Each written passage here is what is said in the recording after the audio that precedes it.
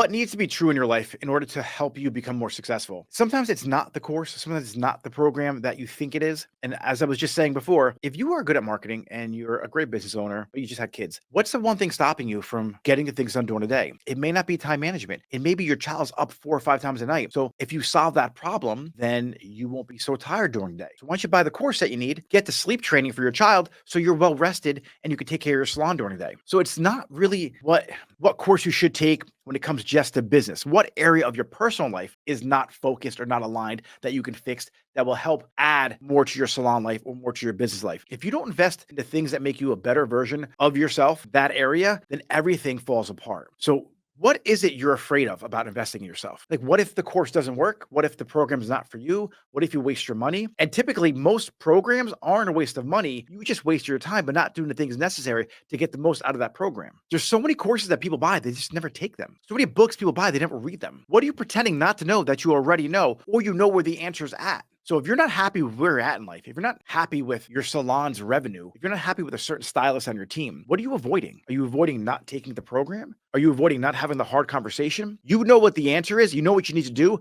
but you're failing to do it. So ask yourself, why? Why don't you want to learn the thing you need to learn to make the problem go away? What are you scared of? So many people are paralyzed by waiting for the perfect opportunity or the perfect time. But what needs to be true to make that decision? Does everyone start a business and does it work out right away? No. They make mistakes and they learn from them. So what are you afraid of? What are you so scared of about making that decision to hop on the program, to have the conversation, open the business? I bet you it's not that bad. Like the outcome, if it doesn't go your way, there's a lesson to learn from it. So no matter what, if you change your perspective, if you change the way you look at things, the things you look at change. You'll be able to take a look at that past event and you could rechange the perspective of that past event, and that would truly change who you are today. And we're going to talk more about that if you're watching from the Level Up Academy on today's call. But so many people are afraid to invest in themselves, but you have no problem wasting money on sneakers and clothes and shoes and outfits, spending money on things that are just pointless. What is your future self? Who is that person and what are they doing? Like, where are they at? A lot of you guys have such small goals and you're basing your goals and what's possible on other people.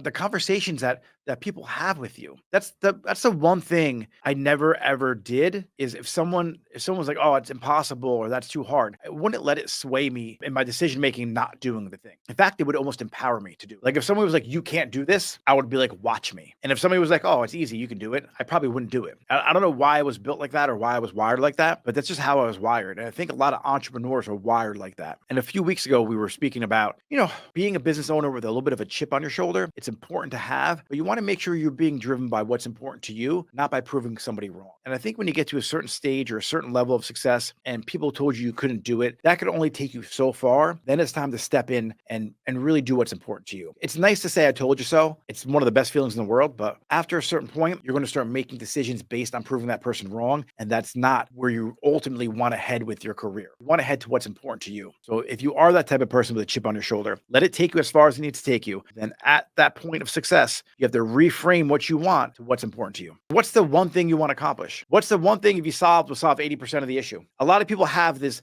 idea they need multiple streams of income and they have to accomplish multiple things to be successful in their life. Well, that's not really true. At least not in the beginning anyway. Just do one thing. Do one thing better than anybody else. And then once you get to a certain level of success with that one thing, then you hire other people, take some things off your plate. But I feel like the atomic habits thing is you might be focused on the wrong outcome. What's the outcome that you want? Like, why do you do this every day? And that's a question you have to ask yourself. So I don't know if you meditate, if you journal, but actually, Val, do me a favor, DM me the word habits and I'll send you my habits and actions audit. Because what you need to do is take a look at where you're spending your time, who you're spending it with, the conversations you're having. And if you take a look at that and you audit where you're spending your time, probably a ton of stuff you could just take away.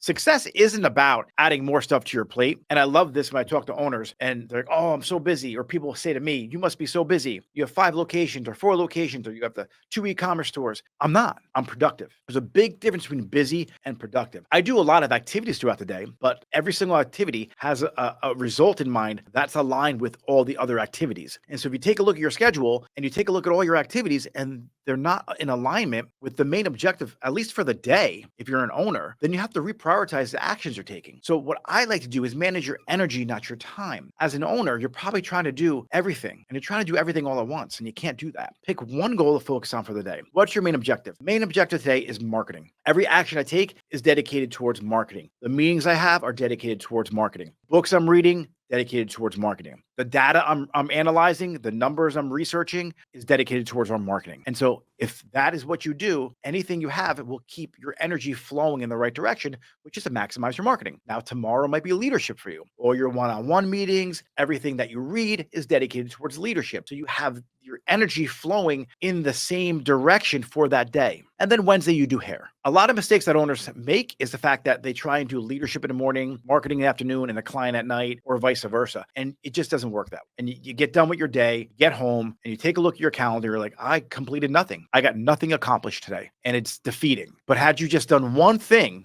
very well with a clear purpose, you would feel successful at the end of the day. You would have got that complete. Now that's off your plate. Tomorrow, what's the one thing? Get it off your plate. Wednesday, same thing. And when you do that, you start knocking down tasks and you start making progress towards your goal. And so that's what really, I think, what you might be missing from reading the book Atomic Habits. Try and manage your energy, not just your time, and then create systems like he talks about in the book to support your energy for that day. All right, guys, thanks for watching this video. If you want to watch the full video, click somewhere on this page. I think right over here is where the tab is to watch the full video. And we go live every day. So if you're a salon owner or an independent stylist and you're looking for help to grow and scale your business, tune in every day at 12 Eastern time to watch my lives.